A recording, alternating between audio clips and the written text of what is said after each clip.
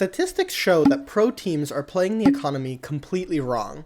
Today, I'm going to show you guys why you should always force buy after a round 2 pistol loss. If you're just here for the conclusions, skip to the time on screen or in the description below. However, stick around because I'll walk you through how I gathered the statistics and the math that proves why you should be forcing more. Also, I hope you've enjoyed my new mic. Let's get into it. Okay, let's start by looking at what data I have and why it's valid. I whipped up a quick Python script that goes through professional Valorant matches and creates a dataset that looks like this. This represents a list of matches. For each match, there's a list for each team. Then, for each team, you can see the individual rounds with a buy classifier, a boolean that indicates who won the round, and the amount purchased at the round start.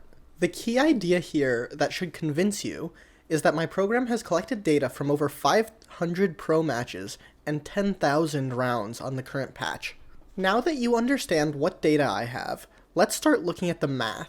This second Python script goes through each match and looks at which team lost the pistol. Then, if they forced or saved the second round, it collects their force or save conversion rate and how many rounds they get that half. Note that I just took the first halves so that I can guarantee 12 rounds are played. Finally, let's look at what we can learn from the data. But before we do, I want to let you know that I've collected a lot more large data sets like this on pro matches, and you should make sure to subscribe so you can learn more about the game. Anyways, pro teams convert their second round forces 36% of the time, compared to just a 4% conversion rate of full ecos. What proves that force buying is worth it, though, is this following statistic.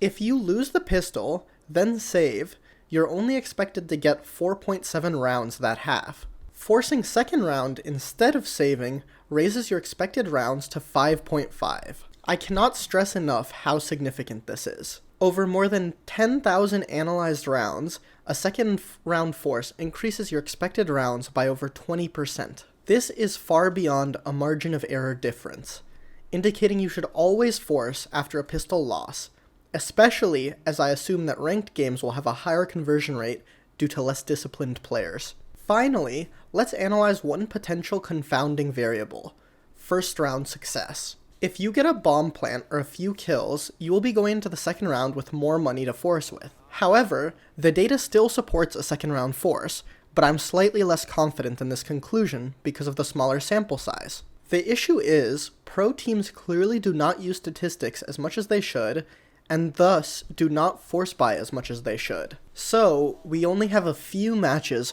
where pros force bought after not getting a bomb plant or at least 3 kills.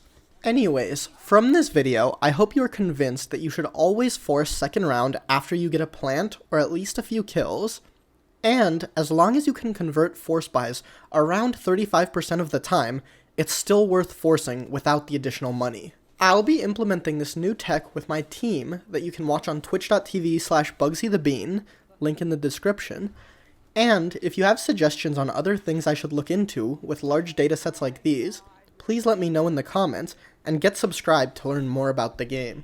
That's all for today. I'll see you in the next one. Bye. Bugsy has to say about it. There's one. Oh well, I think he might like. He's like Venom. He's got like a little thing in the back of his head. Go, knife him, knife him. No, please, please. I must. We are losing to Michigan State. Please leave me alone. Knife him, knife him.